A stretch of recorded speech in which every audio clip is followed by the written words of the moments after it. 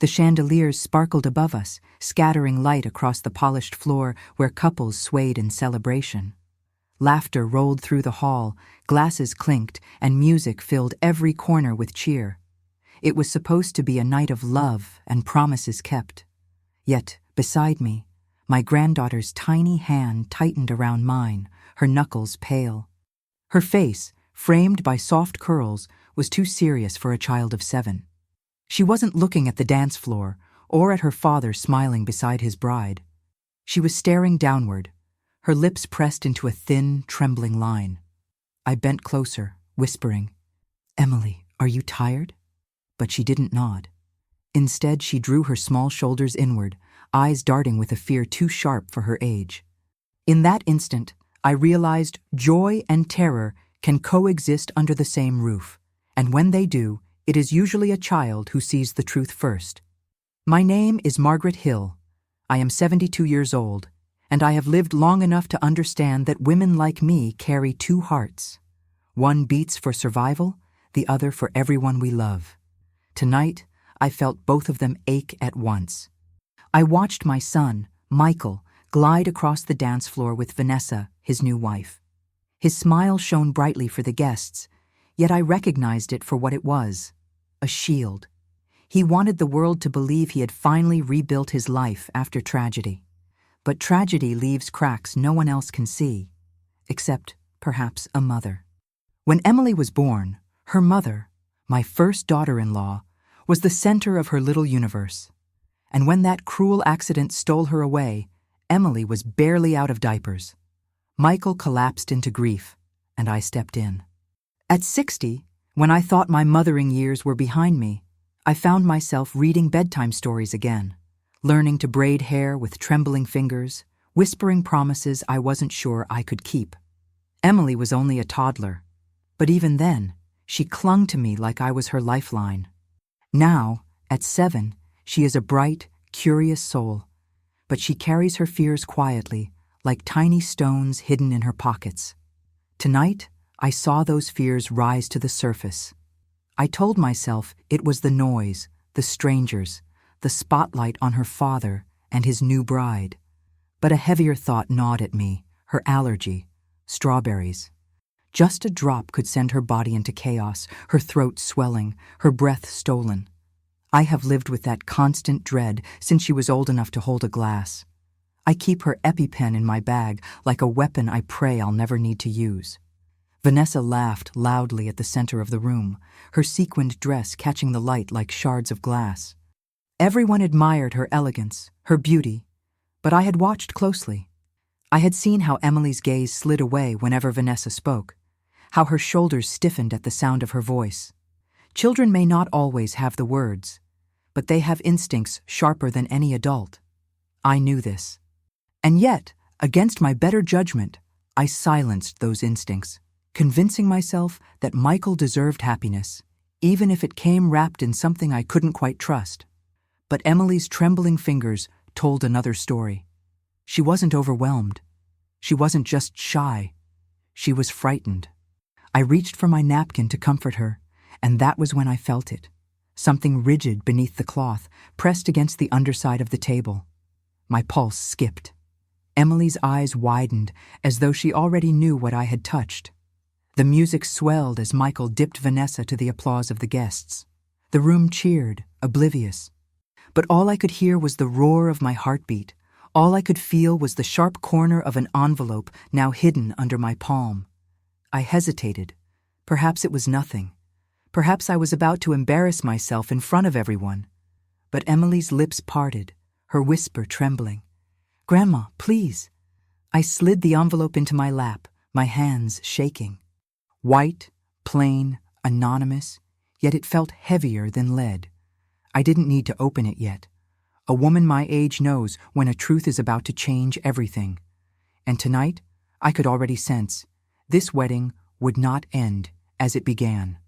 I kept the envelope hidden on my lap, pressing it flat against my dress as though the weight of my hand could stop my world from unraveling. Around me, guests laughed, raised glasses, and called out to the bride and groom as they swayed in each other's arms.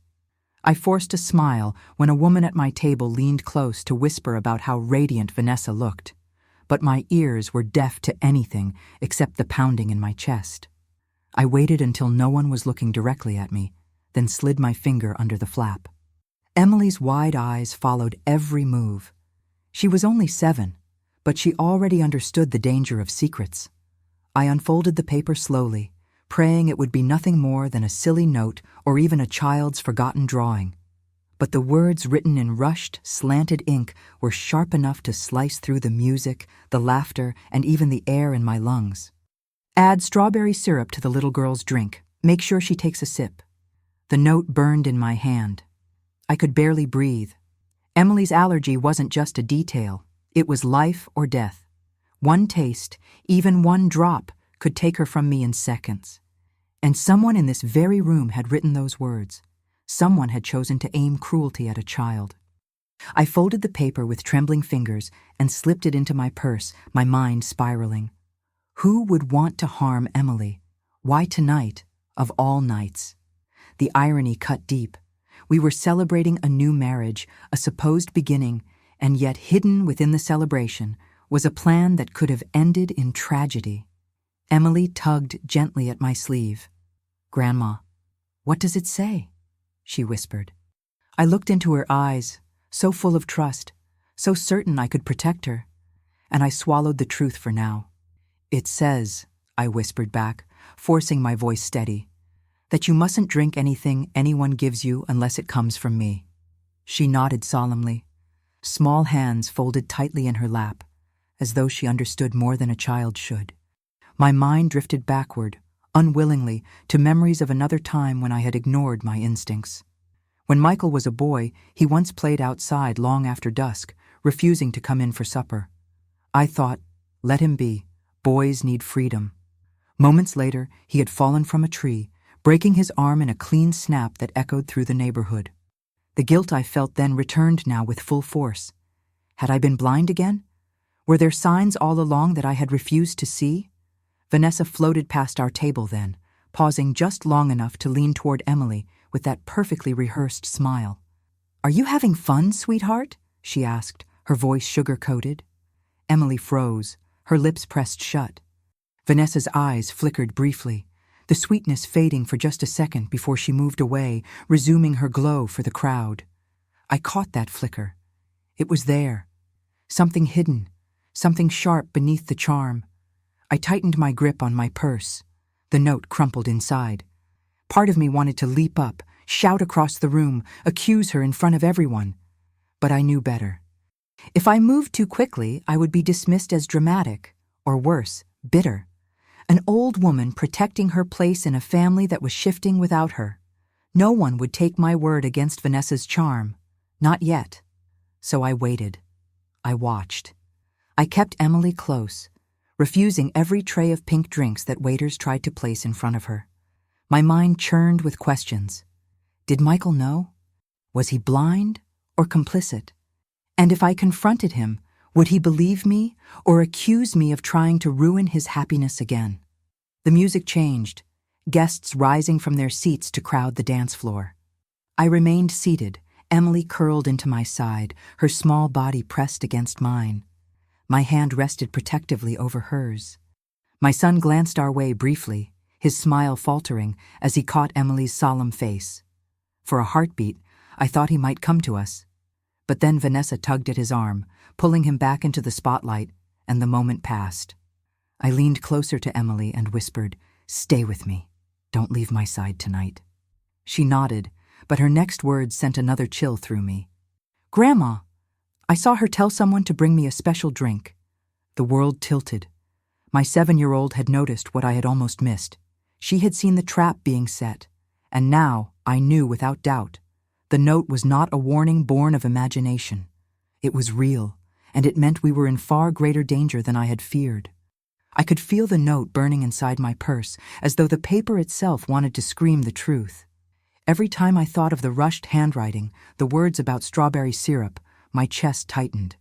My son's wedding was unfolding around me, glasses raised, children running between tables, the photographer calling out for smiles.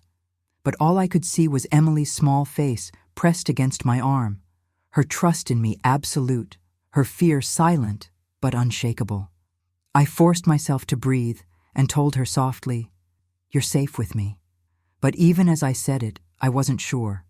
I had lived 72 years and knew well how fragile safety could be. As I sat there, I felt the weight of memory pulling me back, as if the past itself wanted to remind me why I couldn't falter now. My son, Michael, had once been a boy who carried too much light in his eyes, the kind of child who believed the world would bend to his joy. I remember his first steps in our narrow kitchen, the way his tiny feet slapped against the linoleum while I clapped and called his name. Those were days of laughter, of innocence, days when life felt possible, full of promise. But then came the changes. Years when Michael withdrew into himself, his laughter fading into sighs, his temper growing sharp. I blamed myself, wondered if I had been too stern, or perhaps not stern enough. A mother's mind is a cruel place. It invents 1,000 failures and makes them all your fault. Still, when he brought home Maria, his first love, I thought maybe his shadows had finally met their light. Maria was gentle, patient, the kind of woman who could calm storms with a glance. She became the daughter I never had, and when Emily was born, our family seemed whole. I used to watch Maria rock the baby on our porch, humming old lullabies, while Michael sat beside her, his arm around them both. It was the only time in years I had seen him truly at peace. But happiness can be a fragile glass. It shatters suddenly. The night Maria died in that car accident, the phone rang like a siren through my house. I remember Michael's scream when he heard the news. It wasn't a sound of grief. It was the sound of a soul tearing apart. Emily was only a toddler, barely able to speak, and yet she sensed the loss. She would cry in her sleep, reaching out for arms that would never hold her again. After Maria's death, Michael shut himself away, drowning in silence. He worked long hours, avoided eye contact, avoided even his daughter's needs. That's when I stepped in. I became Emily's anchor, though I was already well into my 60s. I fed her, dressed her, walked her to kindergarten, held her when nightmares shook her tiny body. And each time she whispered, "Grandma," it was both a blessing and a weight. Now, at 7, she still leaned on me with that same desperate trust. Tonight, that trust felt like a heavy crown on my head, because if I failed her, if I missed the danger lurking in this glittering room, she could pay the price with her life. I glanced again toward the dance floor. Michael laughed, his arm wrapped around Vanessa as though she were his salvation. But I saw the truth in the way Emily clung to me. Salvation for him was turning into danger for his child, and my silence could no longer be an option. Still, my mind tangled in doubt. Should I confront Michael now, risk humiliating him on the very night he thought was his redemption? Or should I wait, gather proof, protect Emily quietly until the mask slipped from Vanessa's face by its own weight? I thought of the gossip that would spread if I made a scene. Old Margaret, they would say, jealous of her son's new wife, trying to ruin his happiness. The sting of those imagined words burned almost as much as the note itself. Emily tugged my sleeve again, breaking my spiral. She whispered, "Grandma, she keeps looking at me." I followed her gaze. Across the room, Vanessa's smile gleamed like polished silver. But her eyes flicked briefly toward our table, then away, quick as a shadow. In that moment, I realized something. Vanessa wasn't just pretending for the crowd. She was pretending for Michael, too. And if a woman could deceive her own husband on their wedding night, what else was she capable of? I pressed a kiss to Emily's hair and whispered, "I promise you, nothing will touch you tonight." My voice was steady, but inside me a storm raged. I had lived long enough to know that promises are dangerous things, but I also knew I would tear this celebration apart if that's what it took to keep her safe. The orchestra swelled into another love song, the kind people choose for first dances because the lyrics sound like forever. Guests swayed with their partners, faces glowing under the chandeliers, but I remained anchored in my chair. Emily pressed close to me.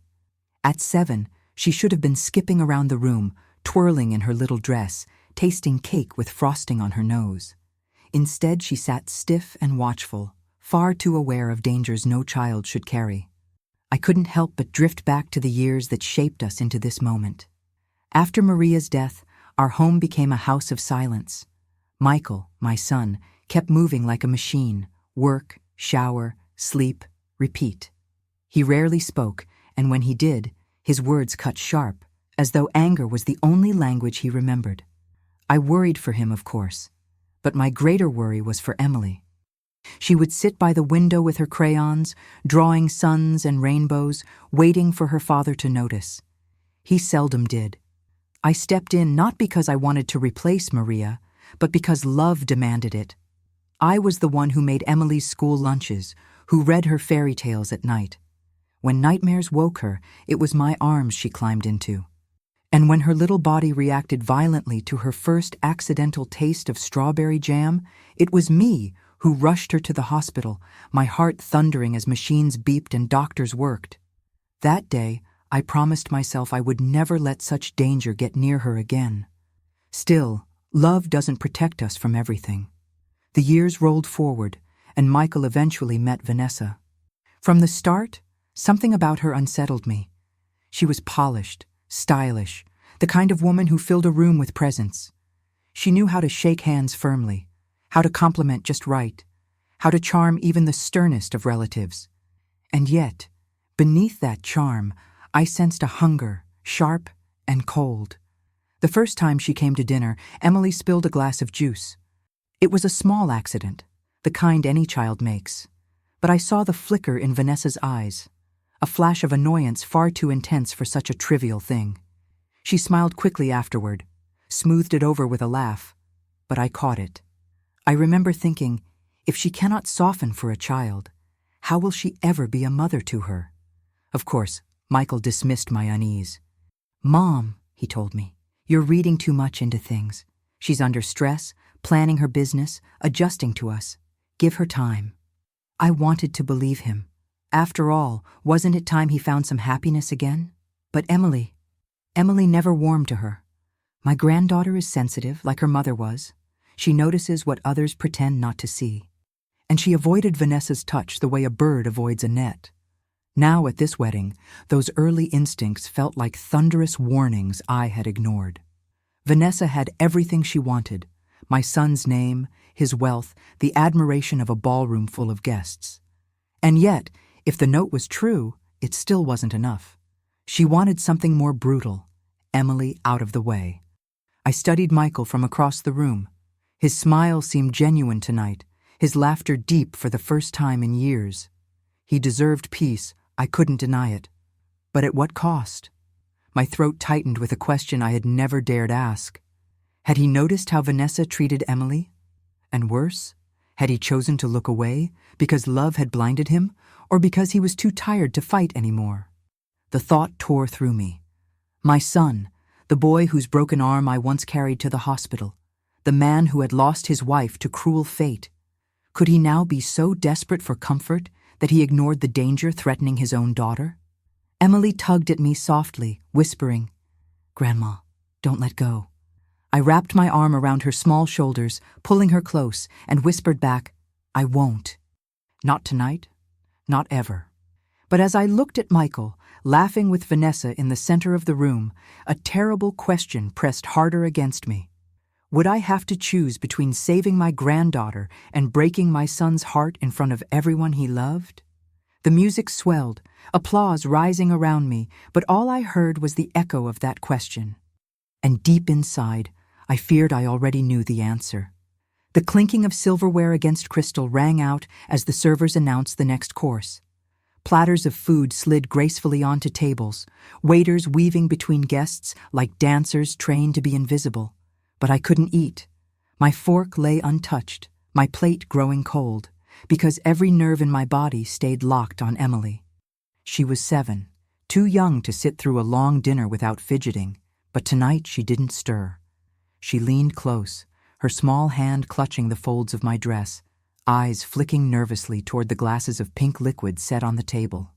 Strawberry cocktails, The sight of them made my stomach turn. The very drink that could take her life sat within reach. Beads of condensation sliding down the glass, sugar sparkling on the rim.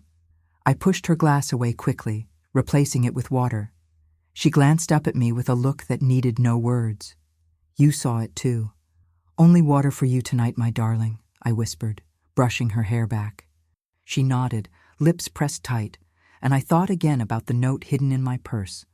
Whoever had written it knew about her allergy. They had planned this. And worse, they were confident enough to risk it here, in a ballroom full of witnesses. That kind of cruelty chilled me to the bone. My thoughts wandered, unbidden, to the years when Michael and Maria first married. Their wedding had been simpler, smaller. I remembered the modest church, the potluck reception, the way Maria's laughter carried across the hall. Back then, we had nothing fancy, but what we had was genuine. My son's eyes shone with hope, his arm wrapped tightly around his bride. How far we had fallen. I could still hear Maria's voice in my memory, gentle yet firm, promising she would always protect Emily. And she did, until the night the road betrayed her and snatched her life away. The irony that I now sat in a glittering ballroom, clutching the child Maria left behind, while another woman smiled in a white dress only a few feet away, was almost unbearable. Vanessa moved gracefully from table to table, thanking guests, her charm radiant. She leaned down, her voice warm, her laughter sparkling, as though she had been born to play the role of perfect bride. People adored her. They saw beauty, poise, success. But I saw something else. A hollow coldness in her eyes, a flicker that escaped only when she thought no one was watching. And Emily, 7 years old, with instincts sharper than most adults, sensed it too. Children may not know the word for malice, but they know how it feels in their bones. I reached for Michael's gaze across the room, hoping for some sign that he noticed, some flicker of doubt in his expression. But his face was lit with joy, maybe even relief. He believed he had finally escaped the shadows of grief. He didn't see the shadows standing beside him. I wanted to call him over, to press the note into his hand, to beg him to open his eyes. But fear silenced me. What if he dismissed me again? What if he believed Vanessa over me? What if my words only pushed him further into her arms, leaving Emily and me isolated, powerless? So I stayed still, calculating. I had always been patient, even when patience cost me dearly. Tonight, patience might be the only way to protect Emily without turning the whole celebration into a battlefield too soon. Emily whispered, "Grandma, don't let them give me anything." Her voice shook, but her eyes were steady. Brave, braver than most grown men I knew. I squeezed her hand. "Nothing will touch you while I'm here." And I meant it. If I had to stand in the middle of that ballroom and shout, I would. If I had to tear down the illusion of perfection that Vanessa had built, I would. But as I glanced once more at the untouched glass of pink cocktail glistening under the lights, I felt the walls of choice closing in.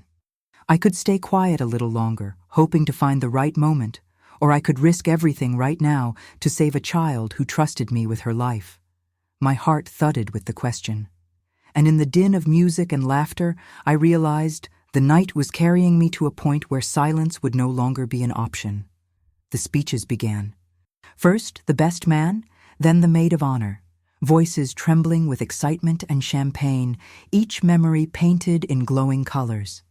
Laughter rippled through the hall as anecdotes were shared, little jabs at Michael's clumsy teenage years, praise for Vanessa's elegance. On the surface, it was the kind of scene every family dreams of, a night of unity, of stories binding two lives together. But beneath the applause, I sat frozen, the note heavy in my purse, and my granddaughter pressed against my side like a shadow that refused to leave me. Emily's small hand slid into mine again. Her skin was clammy, her palm tiny and damp. She tilted her head toward me, whispering with the honesty only a child of 7 can hold. "Grandma, I don't like her." Her words cut deeper than she knew. I bent down, brushing my lips against her hair, whispering back, "You don't have to."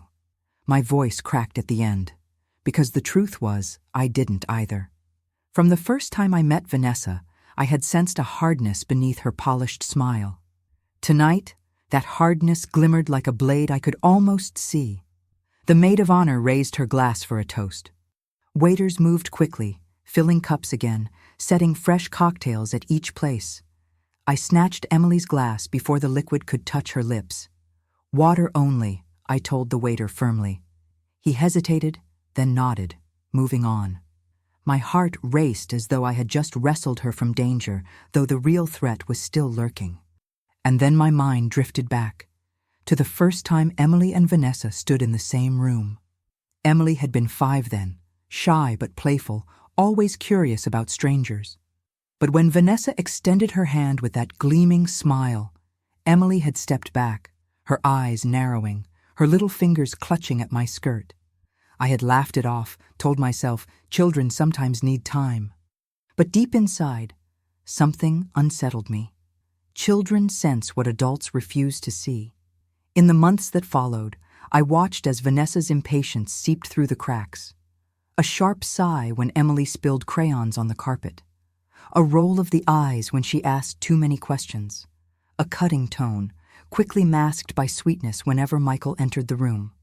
I wanted to call it out, to defend Emily, but Michael would always say the same. "Mom, you're overthinking it. Vanessa's trying. You need to give her a chance." So I silenced my instincts, afraid of losing my son to conflict. But here, tonight, with the note in my purse and the strawberry cocktails gleaming like poison jewels, I realized silence had only given cruelty room to grow. Emily looked up at me, her eyes wide but steady.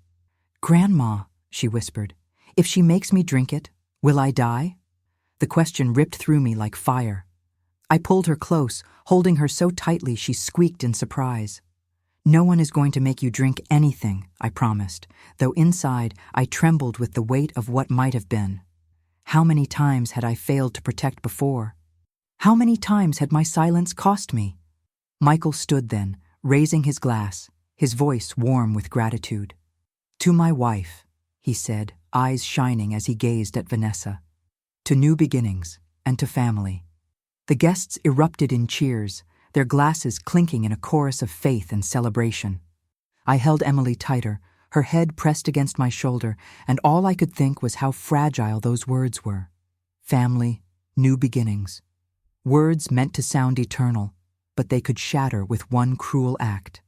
Vanessa raised her glass too, her smile perfect for the cameras flashing nearby. But just for a moment, as her eyes slid over Emily and me, I saw it. That flicker of cold calculation, quickly hidden. It wasn't my imagination. It never had been. And in that fleeting second, I knew. I could no longer rely on chance or patience. Whatever mask Vanessa wore, it was slipping. And when it finally fell, the truth would tear this wedding apart. The ballroom seemed smaller as the night stretched on, the air heavy with perfume, food, and the hum of conversations layered over the band's music.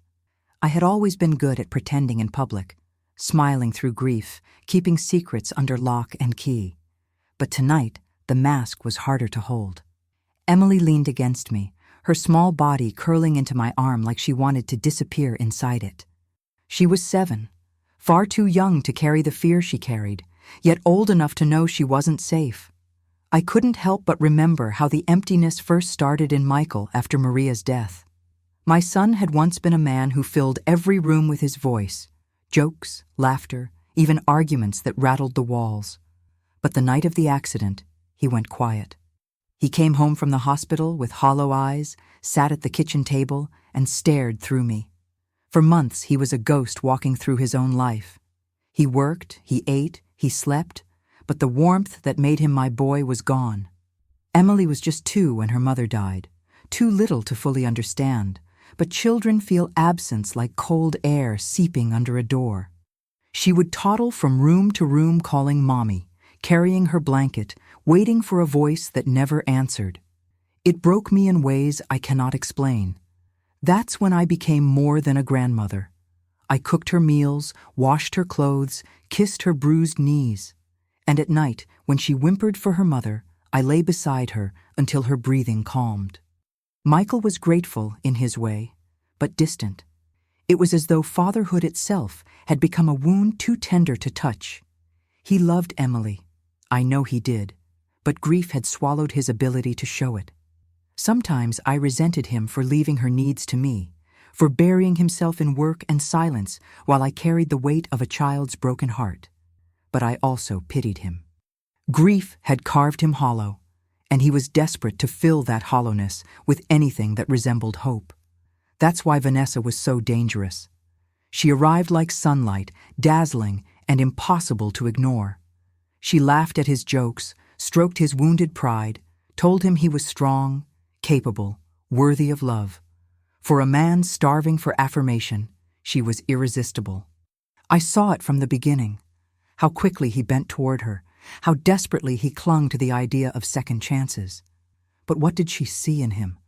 That question haunted me. Did she see love, or did she see opportunity? Her presence in this glittering hall tonight, standing at Michael's side like a queen, told me her hunger was satisfied, for now. And yet the note in my purse whispered the truth. Her satisfaction had limits. Emily was in her way. I glanced at my granddaughter, her curls soft against my sleeve, her lashes heavy with the weight of a day too long. She deserved joy, not this constant alertness. She deserved a father's protection, not the chill of a stranger's malice. My heart pounded with a thought I had avoided for too long. Maybe Michael didn't see what I saw because he didn't want to.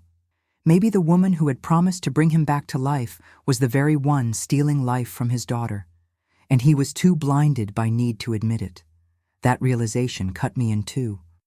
Because if it was true, I would not only have to protect Emily from Vanessa, but from Michael's refusal to believe.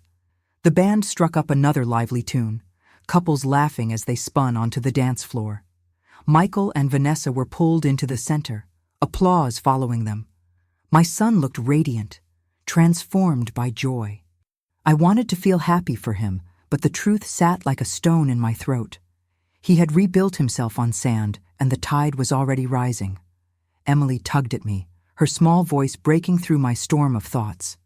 "Grandma," she whispered, "I'm scared she'll make me drink it." I wrapped both arms around her, rocking her gently as though she were still a toddler in need of lullabies. "She won't, my love," I murmured, though my voice trembled. "Not while I'm here." But as Vanessa twirled in her gleaming dress under the lights, her smile flawless, I knew the night would not let us escape quietly. The truth had claws, and it was coming for all of us. Vanessa's laughter rang out across the ballroom, high and clear, slicing through the music like a bell no one else seemed to hear. She looked dazzling, her gown shimmering under the chandeliers, her hand clutched proudly in Michael's. To the guests, she was perfection, grace, beauty, elegance. To me, she was a mask. And to Emily, sitting small and tense beside me, she was something worse, a threat. I remember the first time I met Vanessa, nearly a year ago. Michael had brought her to Sunday dinner, smiling for the first time in months. He wanted me to like her. I could see it in the way his eyes followed mine, searching for approval. Vanessa arrived with flowers in one hand and an expensive bottle of wine in the other, her confidence polished like glass. She complimented my cooking, admired the framed photographs on the wall, and told stories about her career with the kind of practiced ease that wins over a room. But Emily had stayed close to me that evening, barely touching her food, watching Vanessa with the wary silence only a child can maintain. When Vanessa leaned down to pat her shoulder, Emily flinched, just slightly, almost imperceptibly, but I felt it. Children know. They may not always have words, but their bodies don't lie. That night, after they left, I tucked Emily into bed. She asked me softly, "Grandma, do I have to like her?" The question struck me like a blade. I kissed her forehead and said, "No, sweetheart, you don't have to like anyone you don't feel safe with." Her little shoulders relaxed, and she fell asleep in minutes. But I didn't sleep at all. Over the months, small cracks showed. Vanessa's irritation when Emily spilled milk. The way her tone sharpened when Michael wasn't in the room. the quick, tight smile she used to cover her annoyance. And yet, each time I thought of warning my son, I held back. He was healing for the first time in years, laughing again, holding someone's hand. How could I take that away from him? Now, as I sat in this glittering ballroom, I saw the cost of my silence. Vanessa's eyes swept the room, landing briefly on our table. She smiled, too wide, too deliberate, before turning back to her husband. I felt Emily stiffen against me. The waiters returned, carrying more trays of those cursed strawberry cocktails. My heart lurched as one glass was set in front of Emily again, pink and glistening under the lights. This time, Vanessa's gaze flickered toward the glass before slipping away, quick as lightning. She thought no one saw, but I did. I pushed the drink aside instantly, my hand firm, my voice steady. "She'll just have water," I told the waiter. He nodded, slightly confused before moving on. Emily let out a breath, leaning her head against my shoulder. I realized then that the danger wasn't only in the drink. The real poison was in the way Vanessa could twist reality, charm an entire room, and make anyone who doubted her seem paranoid. She was winning the crowd, winning Michael, even winning over the idea of herself as the perfect bride. And I was the only one who knew the mask was slipping. My thoughts churned. If I confronted her now, in front of everyone, I risked becoming the villain in my son's story. An overprotective mother, jealous of his new wife, inventing reasons to hate her. But if I stayed silent, Emily's life was still in danger. Emily's tiny voice broke through my storm. "Grandma, she wants me gone." The words chilled me. A child of 7 had said it as plain as day, without hesitation. Not a fear, not a suspicion, just a truth. I kissed her temple, my arms tightening around her. "I won't let her hurt you," I whispered. My voice was quiet, but inside me it rang like a vow carved in stone. Vanessa twirled under the lights, her gown flashing, her laughter echoing like music. But beneath it all, I saw her for what she was. And in that moment, I knew the battle lines had been drawn. The night wore on, the celebration gaining momentum as wine flowed and the band played louder. Guests danced, shouted, clapped, their joy filling every corner of the ballroom. But at our table, Emily sat curled against me, her small hand gripping mine as though she feared I might vanish if she let go. I stroked her hair, whispering gentle reassurances, though my own heart beat heavy with dread. What gnawed at me most wasn't just the note in my purse. It was the way people had begun to overlook the small signs. The waiter who glanced nervously when I refused the pink drink for Emily. The slight tightening of Michael's smile when he noticed his daughter avoiding Vanessa's touch. These were cracks, visible enough for anyone willing to look. And yet no one truly looked.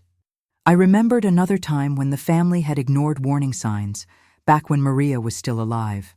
Michael had grown restless, working too much, snapping easily at home. Maria confided in me once that she felt invisible, that his grief from years past, losing a job, losing his father, had never left him. She had begged him to see a counselor, but he had brushed it off. "I'm fine," he'd said, as though denial could heal what festered inside. It hadn't, of course. His temper had grown sharper until only Maria's patience kept the home from unraveling. And now, years later, I saw the same blindness in him again. He wanted so desperately to believe he was fine, that his new wife was a blessing, that happiness had finally returned. But happiness built on denial is like a house built on sand. It collapses the moment the tide rolls in. Emily shifted on her chair, her voice small but steady. "Grandma, why doesn't Daddy see what I see?" The question nearly broke me. How could I explain to a 7-year-old that sometimes adults choose blindness because truth is too painful to face? I kissed her forehead and murmured, "Sometimes people only see what they wish was true." Across the room, Michael raised his glass again, laughing with his friends, Vanessa's hand resting possessively on his arm. He looked radiant, the image of a man reborn. But when his eyes brushed across Emily and me, I saw a flicker, a hesitation, a shadow in his smile. For a second, I wondered if he did see, if he did notice Emily's fear, but chose to bury it under the glow of Vanessa's charm. I tightened my arm around my granddaughter.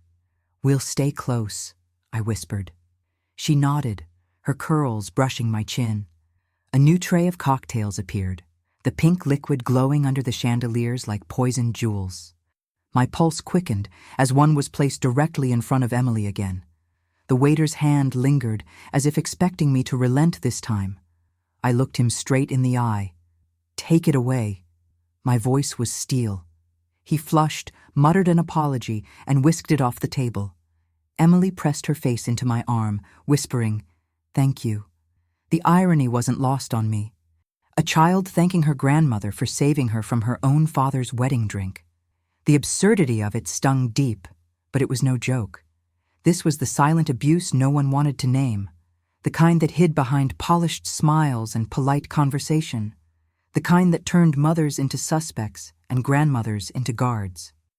I watched Vanessa glide across the room, her gown shimmering, her laughter rising above the music. Everyone adored her. But when her eyes flicked toward me, I saw it. A glint of irritation, quick as lightning, when she realized Emily's glass was untouched again. It was subtle, hidden beneath her painted smile, but I caught it, and in that instant I knew the game wasn't over. She would try again. I pulled Emily closer, my heart hammering with both fear and resolve. I had spent years swallowing words, smoothing over family fractures, choosing silence for the sake of peace. But tonight, peace was a lie, and silence was poison. The truth was no longer waiting. It was pounding at the door of this glittering ballroom, and soon I would have to open it. The reception was now in full bloom. Guests circled the dance floor. The band played a fast tune, and waiters rushed between tables with trays of champagne and cocktails balanced like glittering offerings.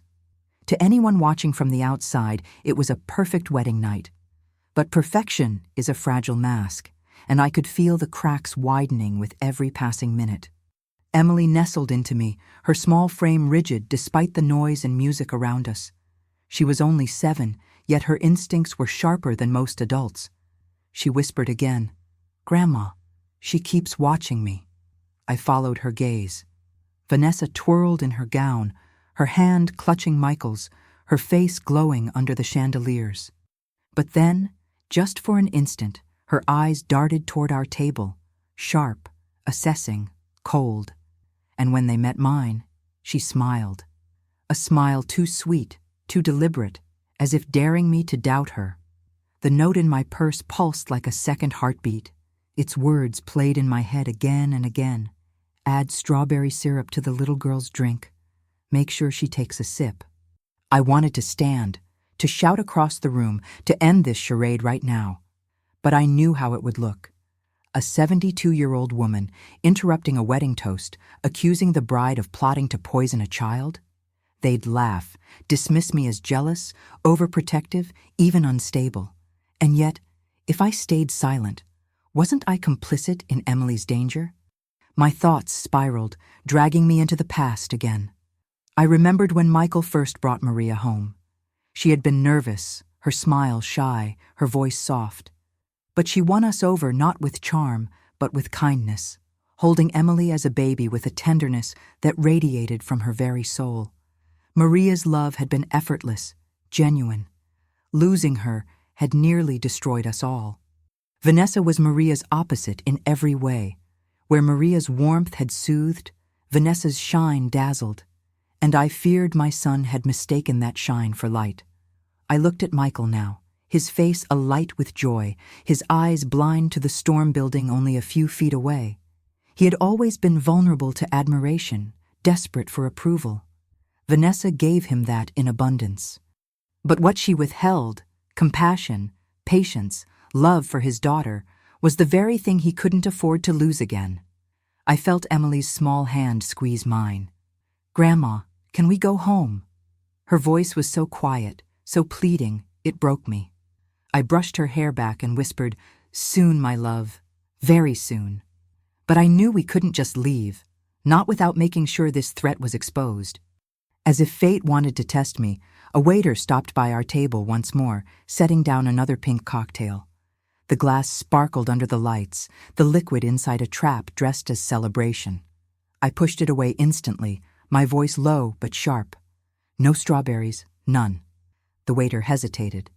"Ma'am, it's just the standard—" I said no. I cut him off, my hand firm. He flushed, nodded quickly, and carried the glass away. Emily exhaled shakily, pressing her cheek to my arm. "You saved me again," she whispered. The words pierced me. She shouldn't need saving at a wedding. She should be laughing, dancing, licking frosting from her fingers. Instead, she was living a nightmare too heavy for her 7 years. I lifted my eyes once more to Vanessa.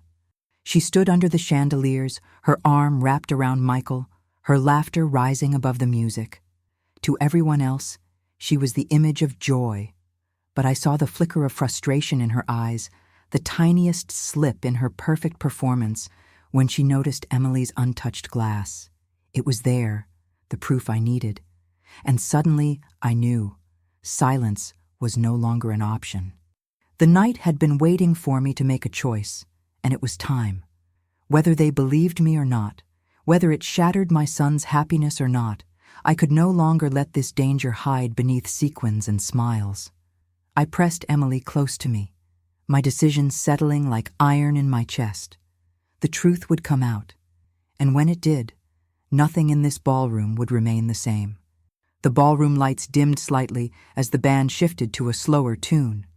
Couples gathered close, arms wrapped around one another, moving in easy rhythm. Guests cheered softly, glasses lifted high. From a distance, it looked like a dream: romance, celebration, family unity. But to me, it felt like a stage built over a crackling fault line, ready to split open at any moment. I held Emily close on my lap, her little head resting against my chest. Her breaths came shallow, uneven, as though she was holding herself in. "Grandma," she whispered, "can we tell Daddy now?" Her words pierced me. My son, the man she loved most after her mother, was out there, spinning his new bride across the floor with a smile brighter than I had seen in years. How could I tell her that truth doesn't always save us, that sometimes it shatters more than it heals? I looked at Michael, his tuxedo perfect, his laughter warm as Vanessa leaned into him. He looked happy, genuinely happy, for the first time in so long. And yet, that happiness was a mirage. Behind it, his daughter sat trembling in my arms, clutching me as though I were the only thing keeping her alive. I thought back to the weeks leading up to this wedding. There had been whispers, quiet comments from neighbors, small hints overheard. I had once seen Vanessa snap at a florist, her voice cold as steel when the flowers weren't exactly as she demanded. Another time, Emily told me Vanessa had scolded her for taking up too much space when she sat on the couch. Small things, each easy to dismiss on their own. But together, they formed a pattern, a shadow. I had ignored it. I told myself Michael needed this, that maybe I was too critical, too protective. But tonight, with the note still tucked in my purse, every memory came back like evidence in a trial I could no longer avoid. A server passed by again, balancing a tray of cocktails glistening pink. He slowed at our table, as though drawn here. I snapped my hand out, blocking him before he could set one down. "None for her," I said sharply. He hesitated, startled by the firmness in my tone, then moved along. Emily looked up at me, her voice trembling. "Why do they keep trying?" Her innocence broke me. She didn't understand that this wasn't a mistake. It was deliberate. Someone wanted her harmed. And I, her grandmother, was the only shield between her and the danger cloaked in lace and music. Across the room, Vanessa's eyes flicked toward us again. Her smile didn't falter, but there was something else there now. A tightness, a calculation. She knew I was watching her. She knew I had noticed. I kissed the top of Emily's head, whispering, "Stay with me, darling. Don't let go." She nodded, her small hand gripping mine with surprising strength. The irony cut deep. A wedding reception was meant to be a place of joy. Yet here I was, guarding a child from poison disguised as celebration. A grandmother turned into a sentinel, A 7-year-old turned into prey. The song ended, applause rippled, and Michael raised his glass again, calling out, "To my wife, to our future, to family." His voice rang strong, full of conviction. Guests echoed him with cheers. But I couldn't lift my glass, not when the word family had been twisted into something dangerous. The truth pressed harder against me now. I could feel it pushing, demanding release. It was no longer just about my granddaughter's safety. It was about dignity, about refusing to let lies stand where love was meant to live. I looked down at Emily, her curls tickling my chin, her wide eyes brimming with trust. And I knew the moment was coming. I would have to act. The reception hall glowed with beauty, but beneath it pulsed a secret that threatened to unravel everything. Soon the illusion would break, and when it did, the world would see who Vanessa truly was. Emily stirred in my lap, her small hands gripping tighter as though bracing for a storm no one else could see. The music carried on, laughter filled the air, but her whisper cut through everything. "Grandma, I saw her talking to the man with the tray." My heart stopped. "Which man, sweetheart?" I asked gently. Emily nodded toward a young waiter at the edge of the room, the one who had brought the pink cocktails again and again. He stood stiffly now, avoiding our eyes, as if he wished to disappear. "She told him to bring me something special," Emily said, her voice trembling but certain. At 7, she should have been giggling with cousins, twirling in her dress, savoring cake. Instead, she was speaking with the solemnity of a witness giving testimony. I followed her gaze back to Vanessa. She was radiant, gliding across the floor, her laughter echoing, her arm entwined with Michael's. Yet behind her perfect mask, I saw it. The calculation, the subtle glances toward Emily, the satisfaction when a cocktail landed on our table. The room seemed to blur, voices fading, as though I were being pulled back into another moment years ago. Maria, sweet Maria, had once warned me about ignoring signs. "Your son carries storms inside him, Margaret," she'd said softly. "If he doesn't face them, someone else will pay the price." I hadn't wanted to believe her then. But tonight, watching Emily shrink under Vanessa's gaze, I felt Maria's words return like a prophecy fulfilled. Emily pressed closer, her voice muffled against my shoulder. Why does she want to hurt me? How could I explain malice to a 7-year-old? How could I tell her that sometimes grown-ups destroy what they can't control, that jealousy can twist love into something poisonous?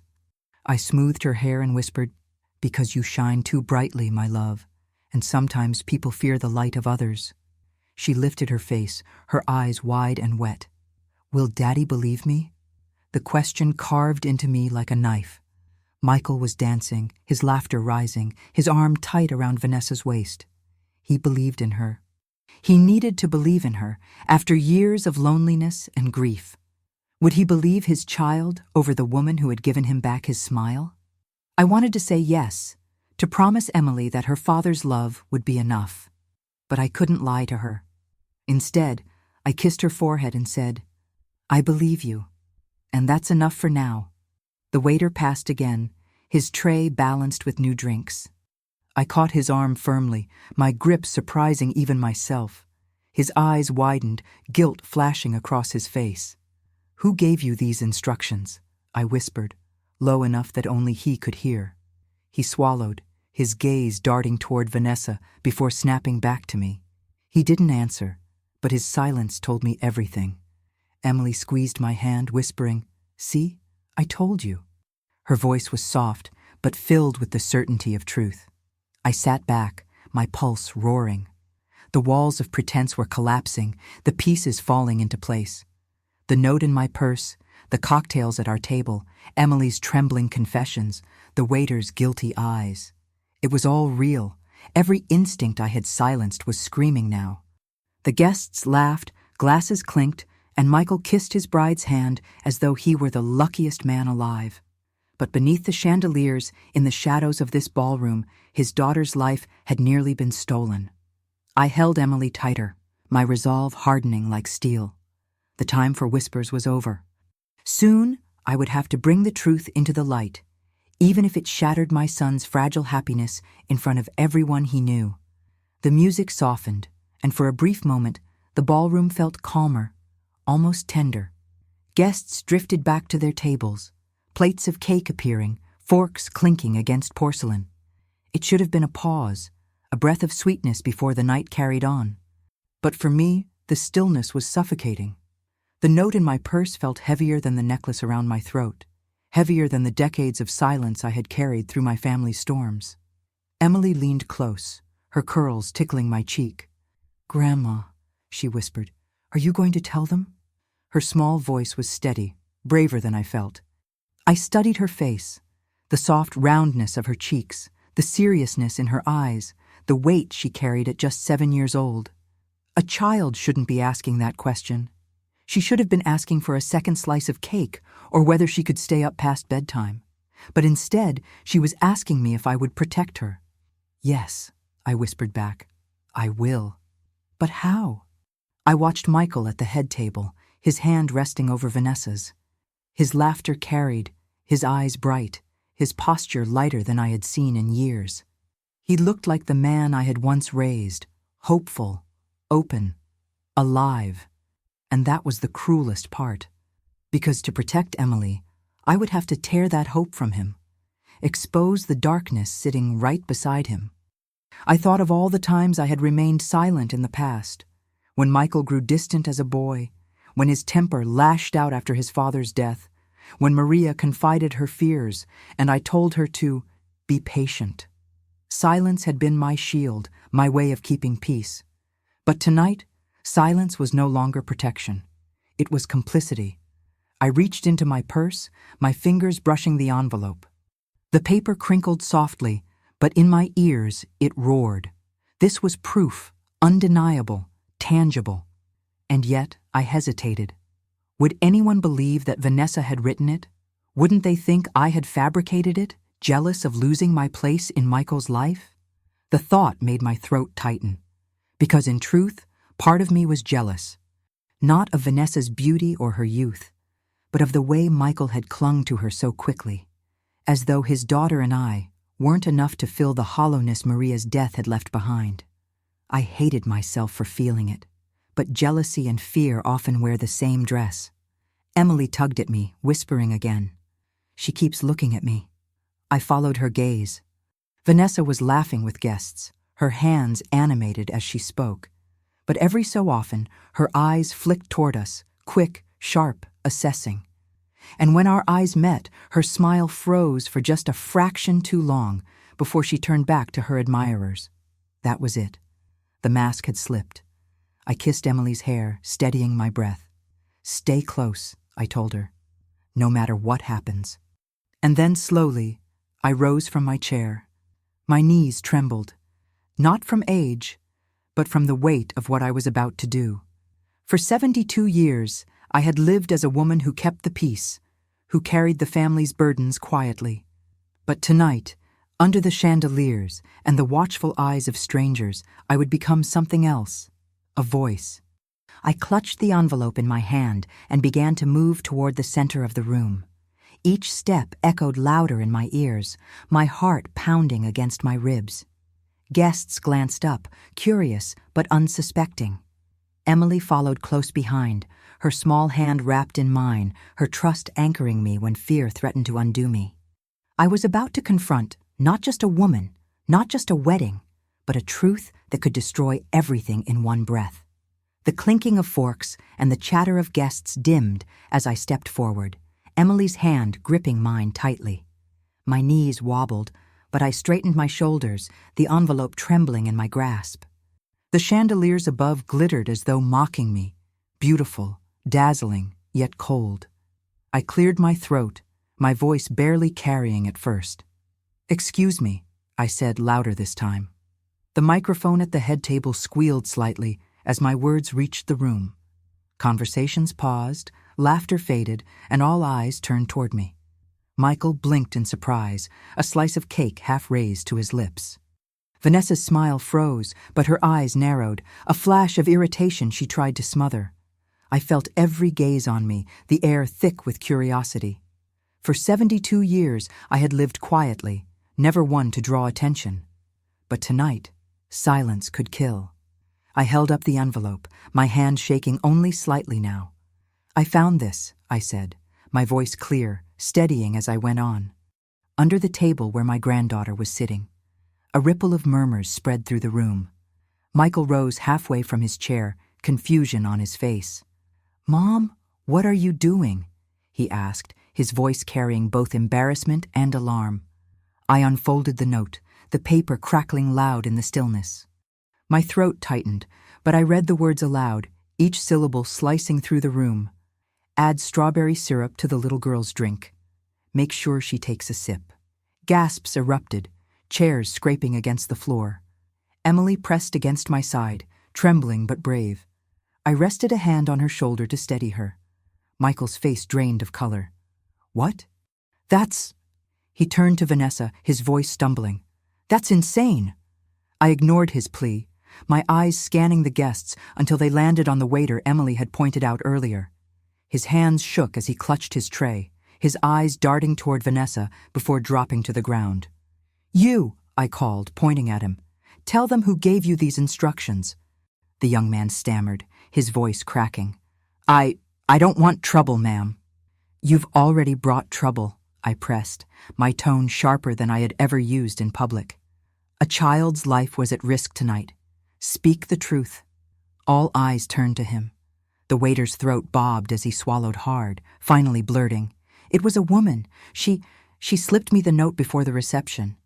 The room erupted again, whispers crashing like waves. Michael stared at the waiter, his face twisting with disbelief. Vanessa remained seated, her hand gripping the edge of the table, her knuckles white. "Which woman?" I asked, my voice cutting through the noise. The waiter hesitated, then raised his trembling hand and pointed, straight at the bride. Gasps filled the hall, sharp and heavy. Vanessa's face hardened for a split second before she forced a laugh, shaking her head. "This is absurd," she said, rising gracefully. "A mistake. He's confused. Perhaps your mother put him up to this." Her eyes flicked to me, her smile too sweet, too polished, the mask slipping at the edges. Michael looked between us, torn, sweat glistening on his forehead. "Vanessa?" he whispered, his voice cracking. I stood tall, my hand firm on Emily's shoulder. "No mistake," I said, my voice carrying with the weight of truth. "This note was meant for my granddaughter, and I will not let it be buried under your lies." The silence that followed was heavier than any music could have been. For the first time all evening, Vanessa's mask faltered. Her charm couldn't save her now. The cracks were showing, and everyone could see them. The room seemed to tilt as silence hung in the air, broken only by the clinking of a glass falling from someone's hand. Guests stared, some with mouths open, others whispering fiercely behind napkins. My son stood frozen, caught between his new bride and the truth laid bare in front of him. Vanessa's smile wavered, then snapped back into place like porcelain glued over a crack. "This is madness," she said smoothly, her tone laced with indignation. "Michael, you know me. Do you really think I would ever harm your daughter?" She turned to the guests, her eyes glistening as if tears were waiting. "This is an attack. Her voice faltered as she gestured toward me. "She has never wanted us to be happy." The words cut, not because they were true, but because I could see them digging into Michael's heart. Doubt flickered in his eyes. He wanted so badly to defend her, to believe the laughter and warmth she had given him were real. But at his side, his daughter clung to me, trembling, her wide eyes filled with terror no child could fake. Emily tugged my sleeve and whispered, "Grandma, don't let them make me drink it." Her voice was tiny, but it carried louder than Vanessa's polished denial. Several guests gasped, their whispers sharpening. I saw a woman at the next table clutch her husband's arm, her face pale with horror. "Michael," I said firmly, my voice echoing through the room, "look at your daughter. Really look at her. Do you think she is lying? Do you think a 7-year-old invented this fear? She saw. She knew. She warned me before I even touched that envelope." Michael's face twisted, his eyes darting from Emily's trembling body to the waiter still standing at the edge of the room, shame etched into his features. "Tell them again," Michael demanded, his voice breaking. "Who gave you the note?" The waiter swallowed hard, his voice low but clear. "It was her, the bride. She told me to slip it under the table. She promised me extra money if I didn't ask questions." A collective gasp rippled through the hall. Vanessa's mask cracked fully now, her composure slipping into fury. "Lies!" she snapped, her voice sharper than glass. "You're all fools if you believe this boy over me." But it was too late. The weight of evidence, the note, the waiter's words, Emily's fear, was stacking against her. I saw Michael's shoulders sag, his face paling as the truth seeped in. The shame on his features was unbearable to witness. My son, who had already lost so much, was now losing the illusion of love he had clung to so desperately. He turned to Vanessa, his voice barely above a whisper. "Why?" For a moment something ugly flickered in her eyes before she covered it with scorn. "Because she was in the way," she spat, her mask finally torn. The guests erupted in shock, chairs scraping, voices rising in disbelief. Emily buried her face against me, her small body shuddering. I wrapped my arms around her, my heart breaking for both her and my son. Because in this single moment, the truth had burned away every illusion, leaving nothing but pain. Michael stumbled back, his voice strangled. "Get out!" The room fell silent again as his words cut through the chaos. Vanessa's mouth opened to protest, but no one defended her now. The spell was broken, the mask destroyed. And in that silence, I felt the deepest ache a mother can feel. The shame of realizing my own child had been blind. The sorrow of knowing love had once again turned to ruin in our family. But beneath the sorrow, something else stirred. Resolve. Because no matter how much my son grieved, I would not allow Emily to carry this scar alone. The ballroom felt colder now, though the chandeliers still burned bright. Vanessa stood at the head table, her perfect gown glistening, her face stripped of its charm. The guests had pulled back from her, forming a circle of silence, as though her beauty had suddenly turned to ash. Michael sat slumped in his chair, his head in his hands. My son, the man who once chased fireflies as a boy, the man who wept when his wife was buried, now looked hollow, crushed under the weight of betrayal. I held Emily close, her small heart racing against mine. She whispered, "Grandma, is it over?" I kissed her forehead, but my answer was heavy. "Not yet, my love, but it will be soon." The wedding coordinator appeared at the edge of the chaos, uncertain whether to continue the reception or call for security. Guests whispered fiercely, some sympathetic, others scandalized, all of them shaken. The illusion of celebration had cracked beyond repair. Vanessa, however, was not ready to concede. She straightened her shoulders, her voice sharp. "You will all regret believing this nonsense. Michael, don't you see? She pointed at me, has poisoned your mind because she cannot let you go. She wants to keep you chained to the past. She's jealous." The accusation stung, not because it was true, but because I had feared it might look true. I had worried about this very thing from the moment Michael first brought her home, that I would be seen as the bitter old woman, unable to let her son find happiness. But tonight had proved something else entirely. Jealousy hadn't driven me. Love had. Fierce, protective, unyielding love for a child who trusted me with her life. I stood, pulling Emily with me, and my voice rang clear. "No more lies, Vanessa. Tonight you revealed yourself. A child's safety was not enough to stop you. But hear me now. I will protect Emily, even if it means drawing lines no one in this family wanted to draw." My words silenced the whispers. Guests leaned in, wide-eyed. I wasn't a timid grandmother anymore. I was a shield, forged by grief and sharpened by love. Michael lifted his face slowly, his eyes bloodshot, his lips trembling. He looked at Emily then, really looked. Her small hands gripped my dress, her body curled into me, her fear etched in every muscle. For the first time, he seemed to see her, Not as a background to his new marriage, not as a reminder of what he had lost, but as a child who needed him. His face crumpled. "Mom's right," he whispered. His voice cracked, but it was steady enough to echo. "Emily comes first. Always." Vanessa's mouth twisted into a sneer, her mask shattered beyond repair. "You're weak," she spat. "Clinging to a child, clinging to your mother. You'll never move forward." But her venom only strengthened my resolve. I stepped closer, Emily's hand still locked in mine. "No," I said softly, but firmly. "This is what moving forward looks like. Protecting the innocent, setting limits, choosing dignity over deceit." For a moment, silence reigned. Then the coordinator gestured to hotel security. 2 men in dark suits approached Vanessa. She shrieked in protest, her voice shrill, but no one stepped in to defend her. Not one guest. Even her own sister, seated in the corner with tears in her eyes, lowered her gaze. Emily pressed closer to me, whispering, "She can't hurt me now, right?" I crouched down, holding her cheeks in my hands, looking into those trembling eyes. "No, sweetheart. Not anymore. You're safe." As security escorted Vanessa out, her screams echoing down the hallway, the ballroom fell into stunned silence. The celebration was broken, yes, but something purer was left behind. A truth, raw and painful, but undeniable.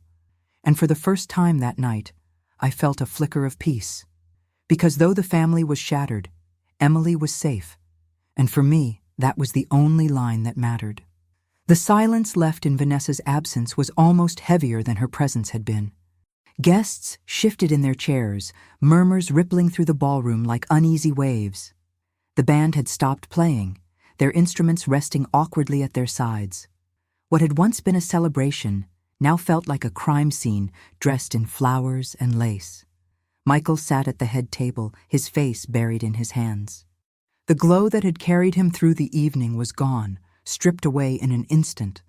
He looked older, smaller, like a boy who had finally realized the monster hiding under his bed was real.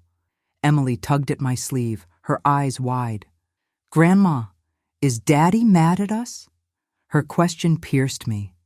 At 7, she should never have had to worry whether saving her own life would disappoint her father. I pulled her close, whispering, "No, my love. He's mad at the truth, not at us. And sometimes the truth hurts before it heals."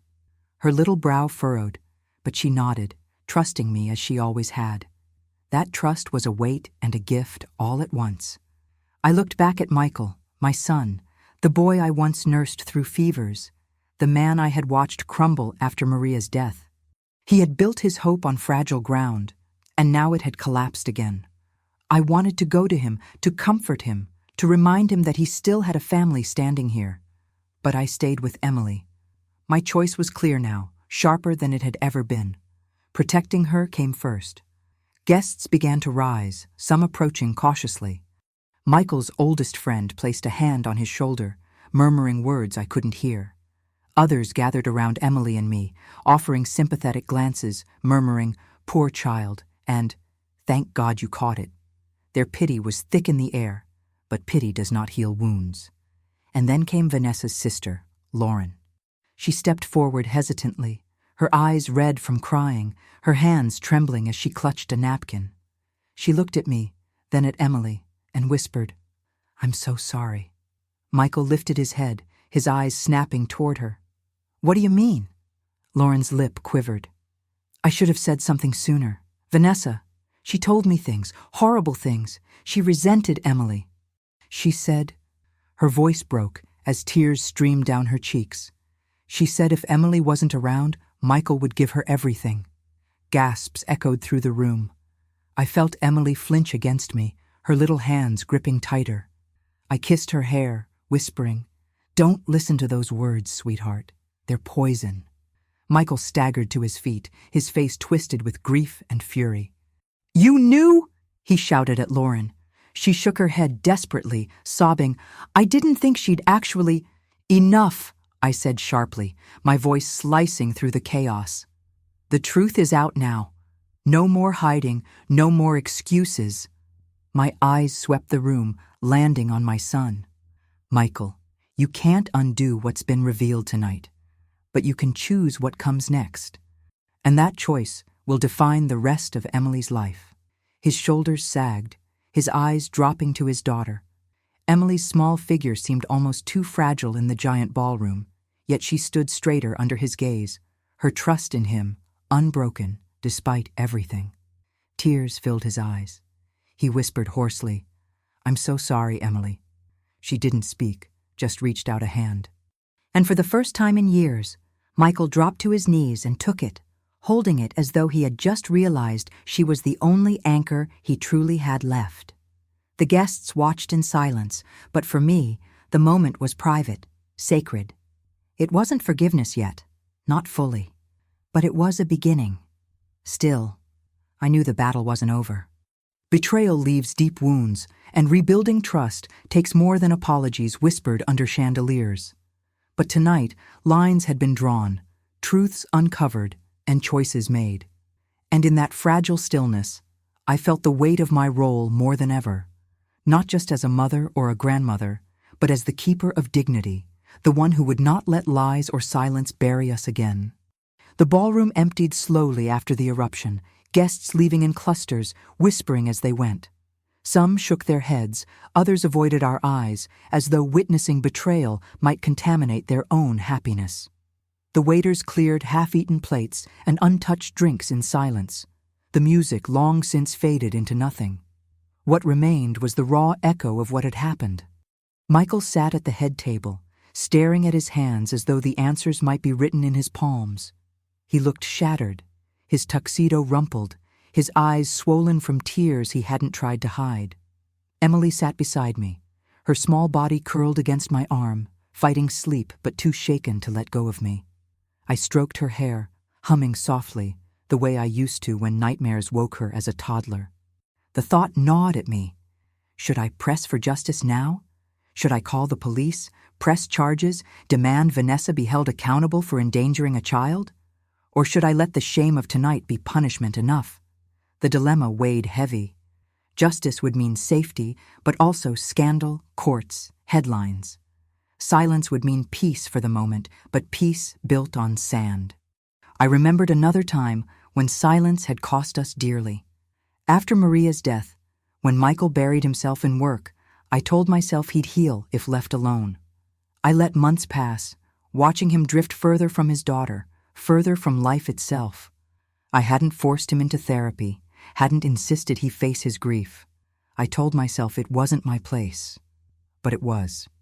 A mother knows when silence is cowardice dressed as patience, and I would not repeat that mistake. Emily stirred, whispering, "Grandma, will she come back?" Her voice was so small, so fragile, yet it carried the weight of her fear. I kissed her forehead. "No, my love, she won't." The words came out firm, but inside I trembled.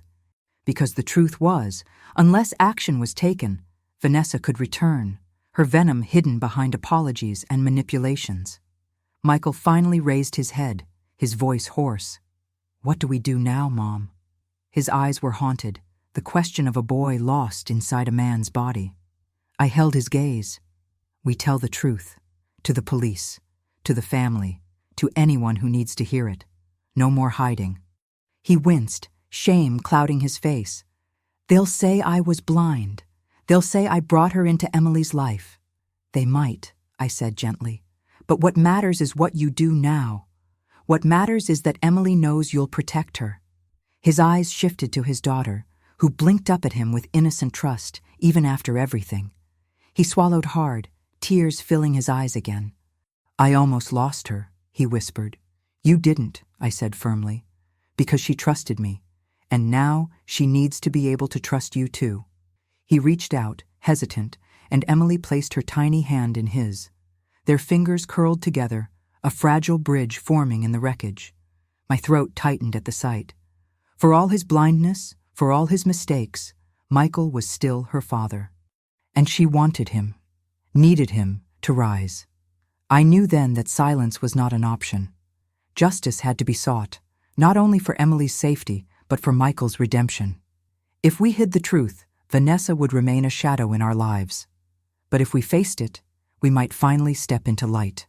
The hall felt cavernous now, the flowers wilting in their vases, the remnants of celebration like ghosts haunting the room. But I felt clarity, sharper than I had in years. The decision was made. We would not bury this, and as I held Emily against me, her breathing slowing at last, I promised myself that the next step would not be silence. It would be truth, loud and unshakable.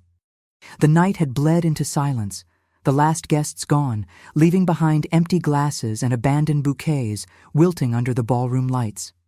Only we remained, Michael, Emily, and I, surrounded by the wreckage of what was meant to be a celebration.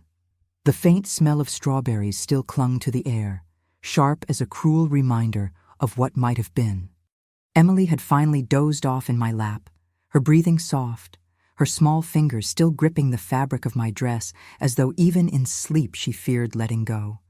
I ran my hand through her curls, memorizing the warmth of her body, the rise and fall of her chest. She was safe. That was all that mattered. Michael sat across from me, hunched, his hands dangling between his knees. His tuxedo hung limp on his frame, the man who once laughed and glowed under chandeliers now hollowed out. He lifted his eyes to me, red-rimmed and searching. "How do I make this right, Mom?" His voice cracked, a whisper drenched in shame. I looked at him. My son, my boy who once collected fireflies in jars, who once broke his arm climbing too high, who once wept at his wife's grave.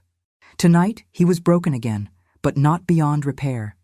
"You start," I said softly, "by putting your daughter first, always, before pride, before loneliness, before yourself." He nodded, tears slipping down his cheeks. I thought Vanessa was saving me." His voice trembled. "But she almost destroyed the only thing that matters." I reached across the table, my hand covering his. "She didn't destroy it. Not yet. You still have Emily.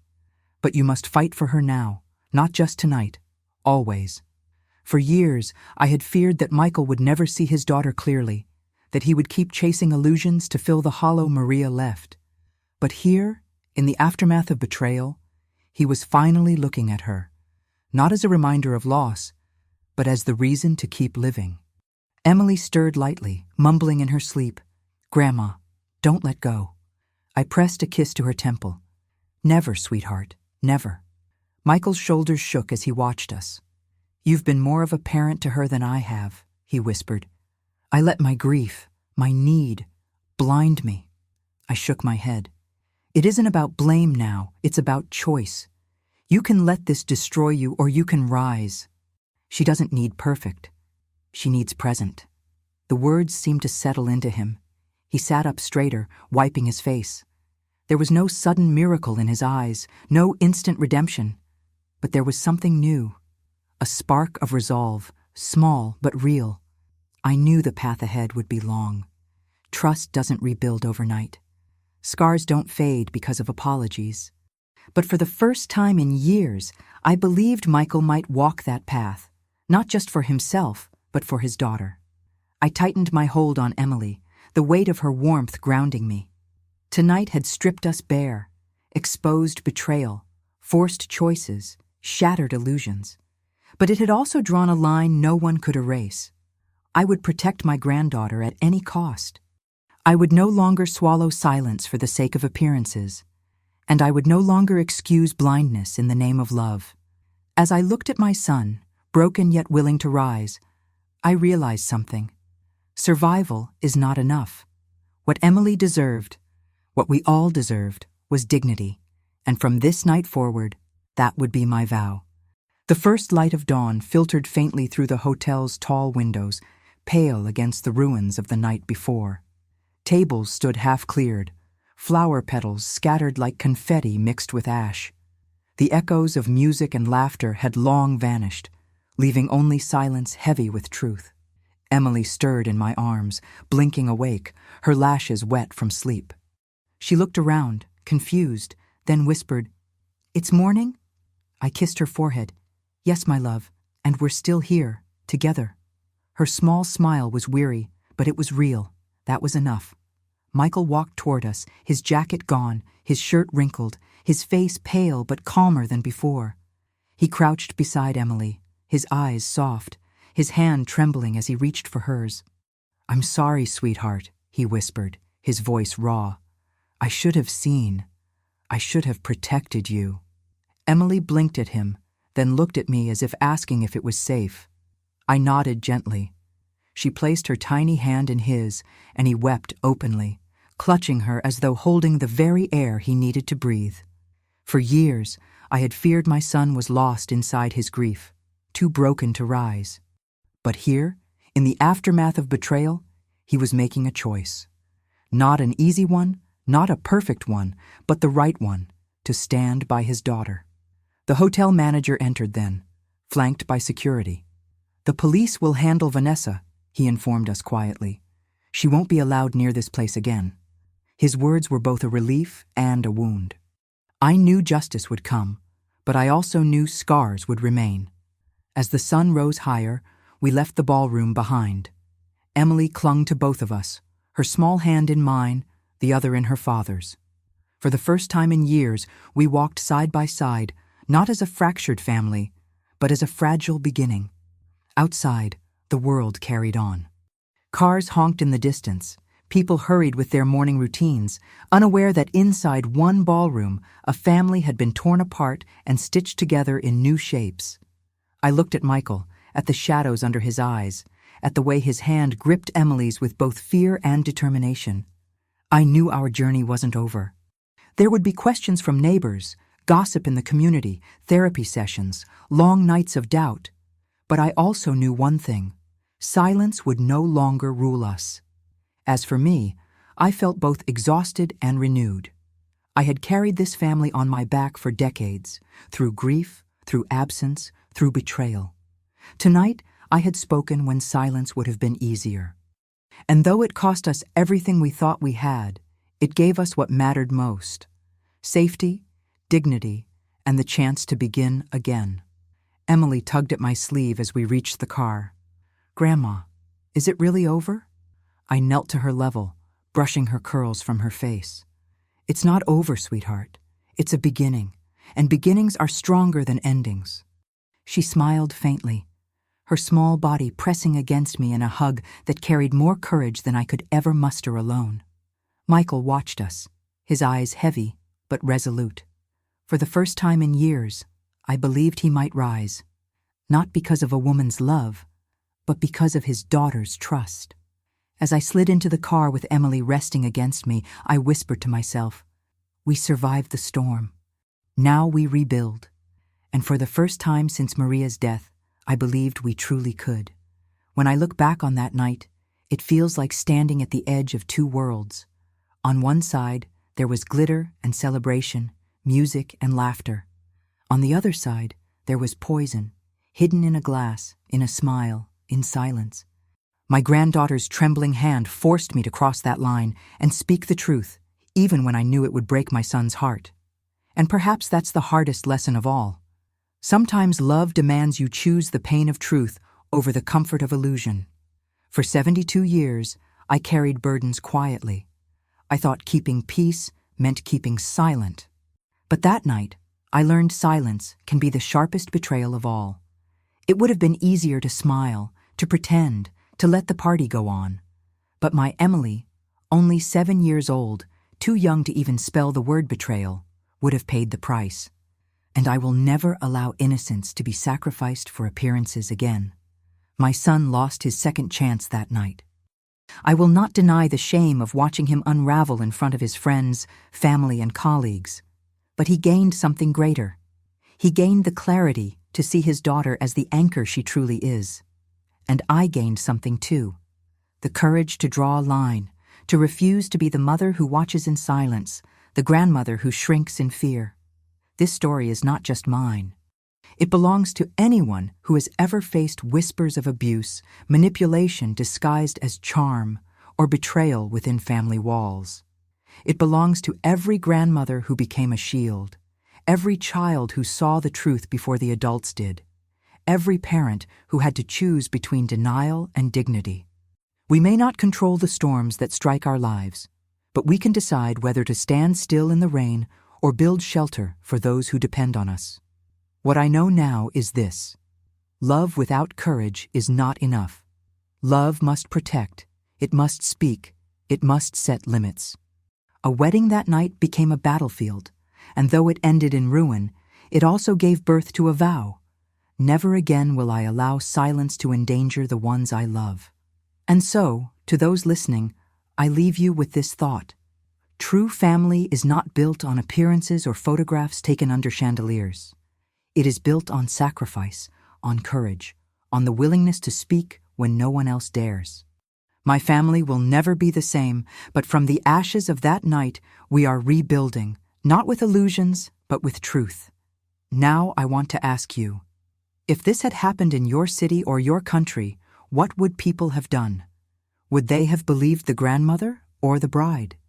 Tell me in the comments. I would love to know. Don't forget to subscribe, support with a super thanks if this story touched you, and check out the other videos on this channel for more life stories. See you in the next life story with love and respect.